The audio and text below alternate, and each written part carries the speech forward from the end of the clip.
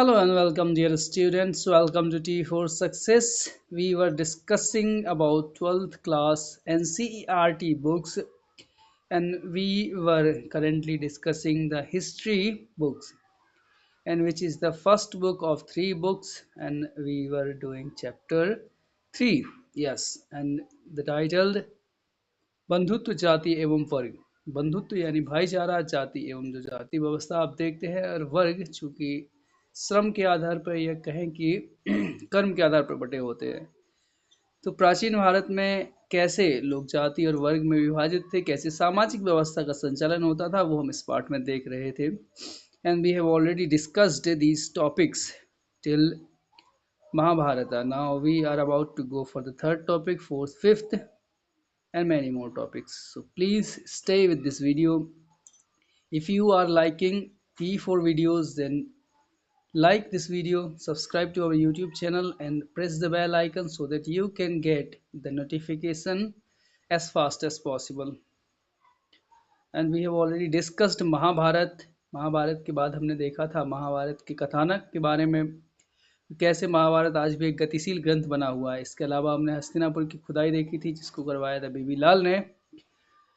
और अब हमें आज जो देखना था वो देखना था विवाह एवं विवाह के नियम। अगर आपने अभी तक T4 के बाकी वीडियोस को नहीं देखे, और जो पिछले टॉपिक्स जिसकी स्लाइड्स मैंने अभी आपको दिखाई थी, अगर वो आपने अभी तक नहीं देखा है, नहीं समझा है, तो प्लीज़ जाके T4 की वीडियोस को देखिए, जिनकी लिंक मैंने डिस्क्रिप्शन बॉक्स में कॉपी कर दी है, जहां से आप बाकी वीडियोस को भी अर्ली एक्सेस कर सकते हैं। आइए आज के वीडियोस में हम अपने इस टॉपिक को समझते हैं, जो है विवाह एवं विवाह के नियम। तो सबसे पहले तो जानना ये है कि विवाह क्या है। चूंकि आप सभी लोग अपने जो है टीनेज के एंड और 20s के राउंड फिगर होंगे, तो मैं मानता हूँ कि विवाह से आप सभी परिचित होंगे, पर हम यहाँ देखेंगे कि एक सामाजिक परंपरा के रूप में दरअसल में विवाह है क्या। चूंकि आप जानते हैं कि जब नर एवं मादा के बीच जो है संबंध होता है, शारीरिक संबंध होता है, उसके पश्चात नई जो संतति का उद्भव होता है। परंतु मानव समाज में ऐसा भी होता है, मतलब मानव समाज में सिर्फ संतति का उद्भव महत्व नहीं रखता है, जैसे बाकी सभी पशुओं में होता है।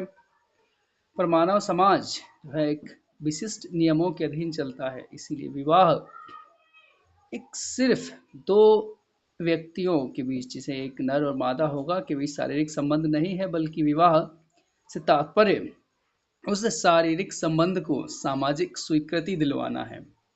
वास्तव में विवाह वह संस्था है जो स्त्री एवं पुरुष के दाम्पत्य संबंध को सामाजिक अनुमति प्रदान करता है। विवाह के नियमों के विषय में अगर आप नहीं जानते हैं तो जुड़े रहिए, और हम देखते हैं कि विवाह के नियम क्या होते थे। इन नियमों को समझने के लिए पहले हमें समझना होगा कि विवाह क्या है, विवाह के अंतर विवाह और बहिर्विवाह में क्या अंतर है। तो देखिए, अंतर विवाह से तात्पर्य वैसे विवाह से है जब एक ही जो है गोत्र या जाति के लोग आपस में विवाह करते हैं। उत्तर भारत में अगर हम कहें मोटे तौर पर, तो पूरे भारत में, पर उत्तर भारत में अंतर विवाहों को अनुमति नहीं दी जाती। ठीक है। और बहिर्विवाह होता है अपने गोत्र से बाहर जाके विवाह करना, जो कि शास्त्र सम्मत है, परंतु आपको याद रखना है कि जो सगोत्रीय विवाह हैं, ठीक है, इनकी अनुमति भारत में दक्षिण भारतीय के इलाके में थी। अब देखते हैं कि वैदिक साहित्य के अनुसार जो विवाह के प्रकार बताए गए हैं वो कौन कौन से हैं।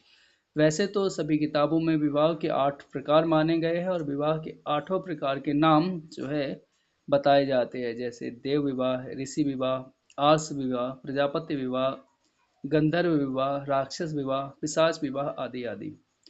परंतु आपको याद रखना है कि सारे विवाहों के नाम आपके लिए याद करना जरूरी नहीं है, और ना ही आपके एग्जाम्स में ये पूछे जाने वाले हैं। दरअसल में जो चीज़ आपको याद रखनी है वो ये है कि विवाह के कितने प्रकार माने गए हैं, तो मैं आपको बता चुका हूँ, और स्लाइड पर भी मैंने लिख दिया है कि विवाह के 8 प्रकार माने गए हैं। दरअसल में देखिए, विवाह के जो प्रारंभिक 3-4 जो स्वरूप थे वो सबसे ज़्यादा प्रचलित थे। ठीक है। और बाकी के जो प्रकार थे वो बहुत ही कह सकते हैं कि रेयरेस्ट ऑफ द रेयर होते थे। तो प्लीज़ आपको जो है नाम इन सब के याद रखने की आवश्यकता नहीं है, आपको सिर्फ इतना याद रखना है कि कितने विवाह होते थे, बस।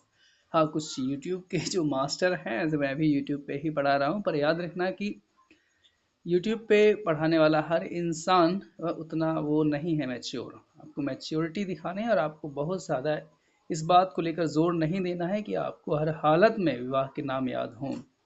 आपको सिर्फ इतना याद रखना है कि विवाह 8 प्रकार के होते हैं। आइए हम अगले टॉपिक को देखते हैं, जो है गोत्र व्यवस्था के बारे में। तो देखिए, वैदिक काल के जो लोग होते थे, वो विभिन्न ऋषियों के आश्रमों में रहते थे, आश्रम के साथ उनका जुड़ाव होता था, और वो गाय पालते थे। तो यही गाय से एक व्यवस्था का उद्भव हुआ जिसे गोत्र व्यवस्था कहा जाता है। गोत्र व्यवस्था प्राचीन ऋषियों के नाम पर चली, यानी कि जिस कबीले ने अपने आप को जिस ऋषि के साथ संबद्ध कर लिया, वह उसी ऋषि के गोत्र का माना जाता है। ठीक है, तो ये तो रही गोत्र व्यवस्था।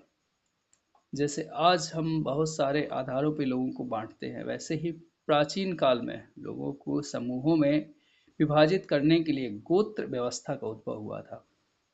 अब अगला टॉपिक है हमारा स्त्री का गोत्र। अभी तक आपने देखा कि गोत्र व्यवस्था एक सामान्य रूप से क्या थी, परंतु आपको यह समझना है कि पुरुष का जन्म से जो गोत्र है, ठीक है, वही गोत्र उसका जीवन पर्यंत रहने वाला होता था। पर महिलाओं के केस में स्थिति थोड़ी सी बदल जाती थी, इसीलिए एक विशिष्ट टॉपिक बना है स्त्री का गोत्र। दरअसल होता ये था कि गोत्र व्यवस्था के दो नियम होते थे, जिसमें पहला नियम होता था सगोत्र विवाह की मनाही, यानी कि एक ही गोत्र के दो लोग, दो व्यक्ति, एक स्त्री और एक पुरुष, ये आपस में विवाह संबंध नहीं कर सकते थे। अब आप कहेंगे कि अगर आपस में विवाह नहीं कर सकते तो किसी बाहर के गोत्र में जाके विवाह करना होगा। जी हाँ, और चूंकि हमारे यहाँ प्राचीन काल से ही पितृस्थानिक व्यवस्था विवाह में प्रचलित है। पितृस्थानिक विवाह व्यवस्था से तात्पर्य होता है कि विवाह के पश्चात नव दंपति वर के घर में जाके, यानी वर के पिता के घर जाके रहते हैं। इसके अलावा मात्र स्थानिक विवाह व्यवस्था में विवाह के पश्चात जो दंपति होता है वो वधू के पिता के घर जाके रहता है। ठीक है, ये बहुत ही कम क्षेत्रों में भारत में आज भी प्रचलित है, पर बहुत ही कम क्षेत्रों में। ज़्यादातर हमारे यहाँ पितृ स्थानिक विवाह व्यवस्था ही लागू है।